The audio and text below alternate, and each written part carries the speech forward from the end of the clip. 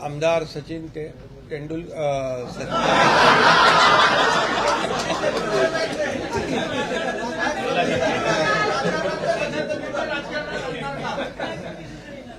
त्यांना पण राजकारणात आणायचं. त्यांनी पण आज षटकार मारलेला आहे सचिन अहिर यांनी. कारण 6 खासदारांनी षटकार ठोकले गेल्या आठवड्यात. आता 6 मतदारसंघामध्ये काही लोक जाऊन आले. त्यांचं सचिन अहिर यांनी षटकार मारून स्वागत केलंय असं मी म्हणतो. या ठिकाणी खरं म्हणजे चौकार षटकार सुरूच आहेत, राहतील आणि एक एक समोरची विकेट धडाधड पडत राहील. हा झाला आपला क्रिकेटचा भाग, जाऊ द्या गमतीचा भाग. परंतु सचिन अहिर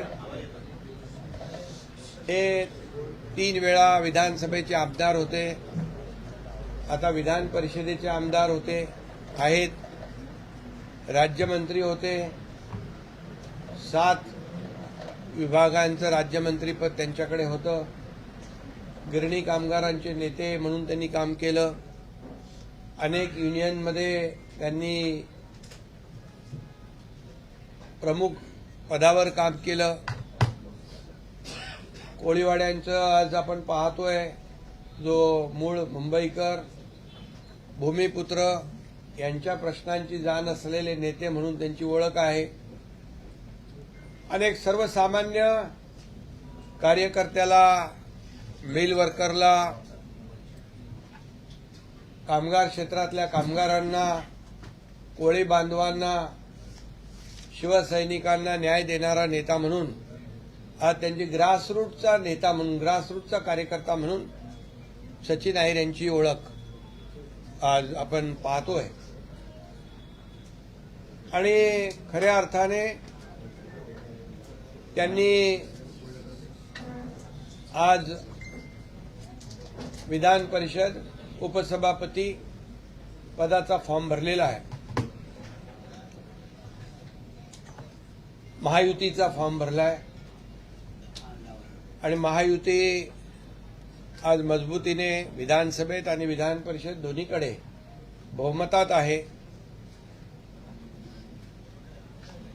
त्यामुळे ते उपसभापती म्हणून उद्याच होईल ना ते? उद्या त्यांची प्रस्तावाच्या माध्यमातून निवड होईल. आणि ते फक्त मुंबईपुरतं नाही तर महाराष्ट्रामध्ये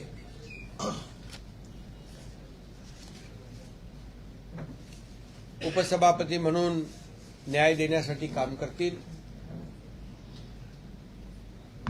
ते आल्यामुळे शिवसेनेची देखील ताकद मुंबईमध्ये, पुण्यामध्ये, महाराष्ट्रामध्ये, इतर ठिकाणी कामगार क्षेत्रात असेल, इतरही जे त्यांनी केलेल्या कामाचे विभाग आहेत त्याच्यामध्ये ताकद वाढेल. आणि खऱ्या अर्थाने ताकद वाढण्यापेक्षा एक कार्यकर्त्यांच्या पक्षामध्ये, शिवसेना हे कार्यकर्त्यांचा पक्ष आहे.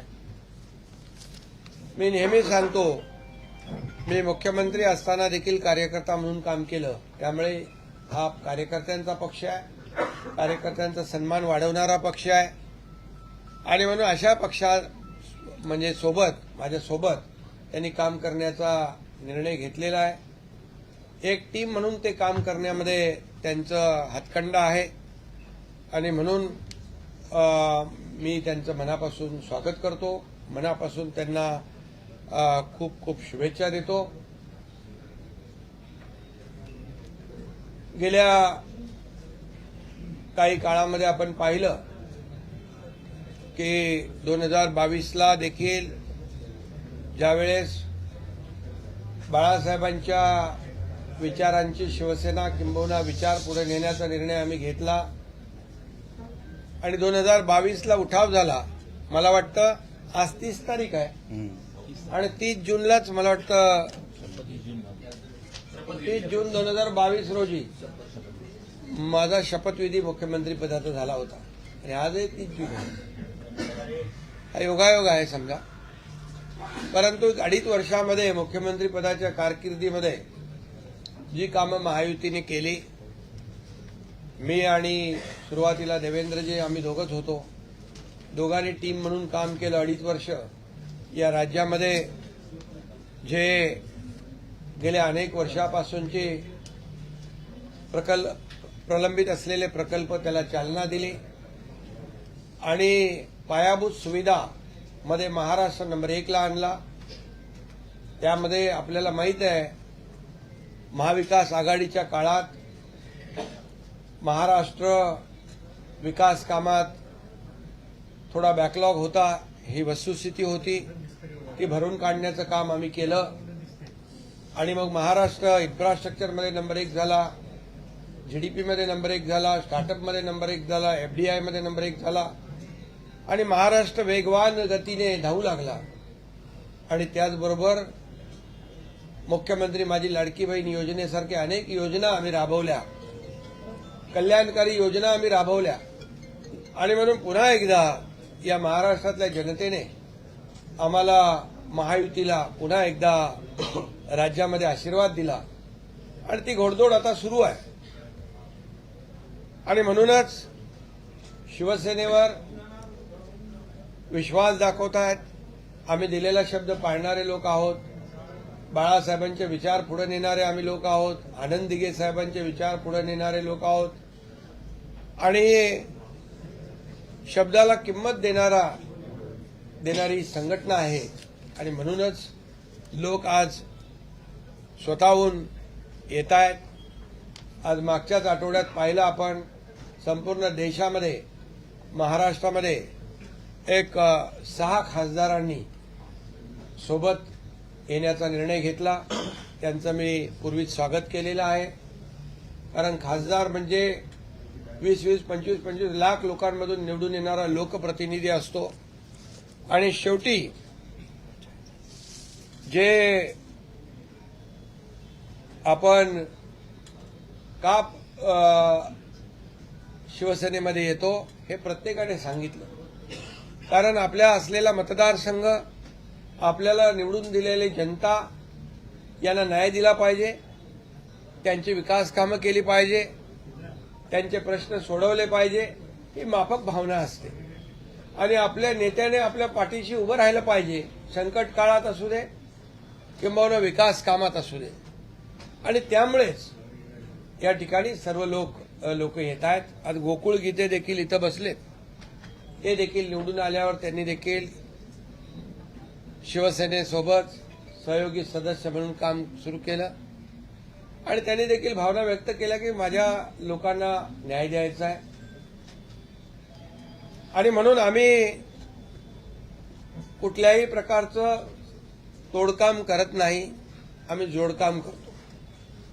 आम्ही तोडायला नाही तर जोडायला आलेलो आहे. काही लोक तुडवायला आलेत, आम्ही शिवसेना वाढवायला आलेलो आहे. ही आमची सरळ माफक भूमिका आहे. कारण शेवटी पॉझिटिव्ह आणि प्रॅक्टिकल राहणं ही आमची भूमिका सुरुवातीपासून आहे. आमचा अजेंडा खुर्ची नाही. आमचा अजेंडा ज्या लोकांनी आम्हाला खुर्चीत बसवलंय त्या लोकांचे प्रश्न सोडवणं, त्यांचे प्रश्न सोडवणं, त्यांच्या समस्या सोडवणं आणि त्यांना न्याय देणं ही आमची भूमिका आहे.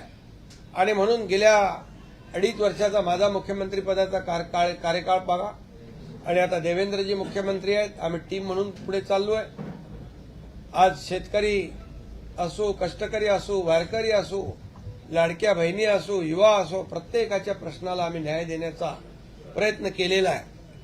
आणि म्हणूनच गेल्या अनेक वर्षामधला जर आपण महाराष्ट्राच्या कामांचा इतिहास बघितला, विकासाचा वेग पाहिला आणि गेल्या 4-5 वर्षामधला विकासाचा वेग आपण जर पाहिला तर मी जे बोलतोय ते समोर आपल्या आहे. मुंबईतलेच बघा, coastal road, Atal Setu, metro, car shed, समृद्धी महामार्ग ही फक्त तोंडावर अगदी असलेली नावं आहेत.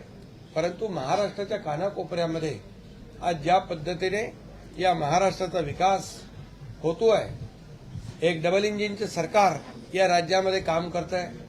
केंद्रातून देखील आम्हाला आदरणीय प्रधानमंत्री नरेंद्र मोदीजी पाठिंबा देत आहेत, सपोर्ट करतायत. मोठ्या प्रमाणावर गेल्या 10 वर्षामध्ये यापूर्वी यूपीए सरकारमध्ये पूर्वीच्या यूपीए सरकारने 2 लाख कोटी दिले होते. मोदीजींच्या सरकारने आम्हाला 10 वर्षामध्ये 12 लाख कोटी रुपये दिले. ही शेवटी केंद्र आणि राज्य मिळून हे डबल इंजिनचं सरकार आमचं काम करतंय आणि म्हणूनच वेगवान पद्धतीने या राज्याचा विकास आम्ही करतोय. मोठ्या प्रमाणावर गुंतवणूक इथे येते. Infrastructure, skill development, connectivity, skill man power, या सगळ्या गोष्टी ज्या आहेत या सगळ्या आम्ही या ठिकाणी पुरवतोय आणि म्हणूनच हे राज्य पुढे जात आहे. आणि म्हणून लोकप्रतिनिधींना काय पाहिजे? लोकप्रतिनिधींना विकास पाहिजे. लोकप्रतिनिधींना त्यांच्या मतदारसंघातल्या लोकांना न्याय देण्याची आवश्यकता आहे आणि त्यासाठी ते येत आहेत. आणि म्हणूनच काही लोक मग गेला की त्याच्याबद्दल काय काय चर्चा होतीये ती आपल्याला माहित आहे. असेपर्यंत चांगला आपला तो बाब्या, दुसऱ्याचं ते कार्ट, असं जे काही सुरू आहे. आणि आताही काही लोक काय काय म्हणतायत त्याच्यावर मी काय बोलू इच्छित नाही. परंतु मी आपल्याला एवढंच सांगतो की आम्ही ज्या पद्धतीने पुढे जातोय, एक विकासाचा अजेंडा घेऊन आम्ही पुढे जातोय. सर्वसामान्य माणसाच्या जीवनामध्ये बदल घडवण्याचा एक निर्धार घेऊन आम्ही पुढे जातो. या महाराष्ट्राचा विकास अधिक जोमाने कसा होईल ही भूमिका घेऊन पुढे जातो. आणि म्हणून लोक येत आहेत, म्हणून लोक जॉईन होत आहेत. आणि म्हणूनच मी आज सचिन अहिर यांचं मनापासून अभिनंदन करतो आणि मनापासून त्यांना शुभेच्छा देतो. मगाशी माझं त्यांच्या तोंडून माझं सचिन तेंडुलकर असताना, खरं म्हणजे ते अष्टपैलू आहेत, बॅटिंग बॉलिंग सगळं करतात ते, गुगली पण सांभाळतो आणि गुगली पण सांभाळतात. आज गुगली टाकलेली आहे. त्यामुळे आता आज एक चांगला कार्यकर्ता ग्रासरूटचा आज सोबत काम करायला आलाय, त्याचं मी अभिनंदन करतो.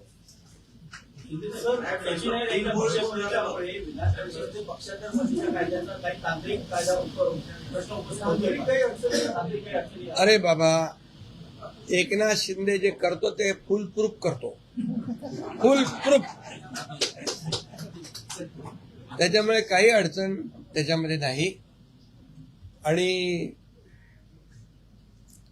आपल्याला माहित आहे, मी आता काय त्याच्यावर खुलासा करू इच्छित नाही, परंतु जे काही काम आहे ते फुल प्रूफ आहे, चिंता करण्याचा. विरोधकांकडनं आक्षेप घेतला विधानसभेचे आमदार तुमच्या संपर्कात आहेत का? ठाकरेची विधानसभेतील इतरही आमदार तुमच्या संपर्कात आहेत का ऑपरेशन टायगर 3च्या अंतर्गत? अरे पण आजच सांगितलं तर उद्या ब्रेकिंग काय तुम्हाला नंतर उद्धव ठाकरे सातत्यानं म्हणतायत की ऑपरेशन टायगर नाही तर ऑपरेशन देवेंद्र फडणवीस त्यांचे पंख छाटण्यासाठी हे सगळं सुरू आहे. मी एक तुम्हाला सांगू का, जी व्यक्ती देवेंद्रजींना ते मुख्यमंत्री असताना त्यांनी 2019ला माझ्या समोरची गोष्ट आहे, 50 फोन केले, एकही फोन उचलला नाही. आणि त्यांची भाषा काय होती, एक तर तू राहशील नाही तर मी राहीन,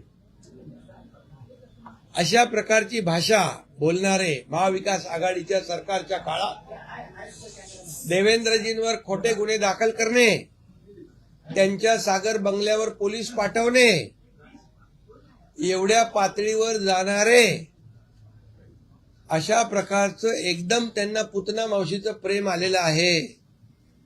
हे मगरमच्छ के आंसू आहेत. देवेंद्रजी हुशार आहेत, त्यांना कळतंय सगळं. त्यामुळे मी आणखी याच्यावर जास्त मला वाटत नाही बोलण्याची आवश्यकता आहे, कारण आणखी त्याला उदाहरणं मला देता येतील. रंग बदलणारे कोण असतं? इतक्या जलद गतीने रंग बदलणारा मी कधी नाही पाहिजे. विमान प्रवासानंतर या चर्चा सुरू.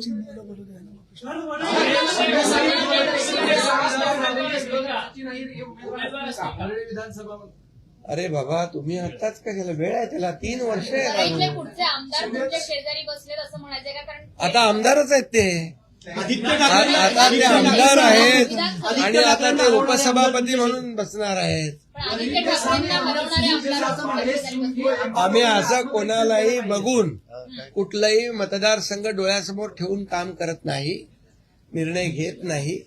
त्यामुळे जसं जसं वेळ येईल तसा तो निर्णय होईल. त्यांच्याच मतदारसंघातले सुनील शिंदे म्हणतायत की पक्षाने आत्मचिंतन केलं पाहिजे. सुनील शिंदे आत्मपरीक्षण केलं पाहिजे. त्यांनी ना तुम्ही तेच सांगतोय ना, दुसरे जाणाऱ्यांना शिव्या देण्यापेक्षा शिव्यांची आता शिवसेना जाऊन आली 6 मतदारसंघामध्ये, बरोबर. त्यांचं वेलकम सचिन अहिर यांनी आज केलेलं आहे, उत्तर दिलेलं आहे. त्यामुळे मी एवढं सांगतो, आत्मपरीक्षण करणं, आत्मचिंतन करणं हे त्यांनीही करावं पाहिजे. हे आता सुनील शिंदेच बोलतायत, याचा अर्थ खरंच करायला पाहिजे. अभी ये ऑपरेशन छोटे मोठे करते रहता हूं मैं. सीएमसी सुद्धा हे ऑपरेशन होणार का? विधानसभेतल्या आमदार आता बघा, तुम्हाला मी आज सचिन अहिर यांच्याबद्दल सांगितले, आता ते बोलतील. बाकी तुम्हाला नंतर सगळं हळूहळू, तुम्हाला आजच सगळं सांगितलं. 2019ला आदित्य ठाकरे निवडून आले, ते सचिन अय्यर यांच्या मदतीमुळे निवडून आले. आज 4थ्या अॅनिव्हर्सरीला आदित्य ठाकरेंचा सगळ्यात जवळचा नेता आणून तुम्ही त्यांना अॅनिव्हर्सरी गिफ्ट दिलंय. त्यांचं बघा, आता ह्याच्यात कोणाला गिफ्ट देणं वगैरे नाही. आता ते जे फिरून आले ना 6 मतदारसंघात, आमच्या सगळ्या खासदारांना जे आलेल्या त्यांना शिव्या शाप देऊन आले, त्यांचं वेलकम सचिन अहिर यांनी आज केलंय, एवढंच सांगतो बस. बाकी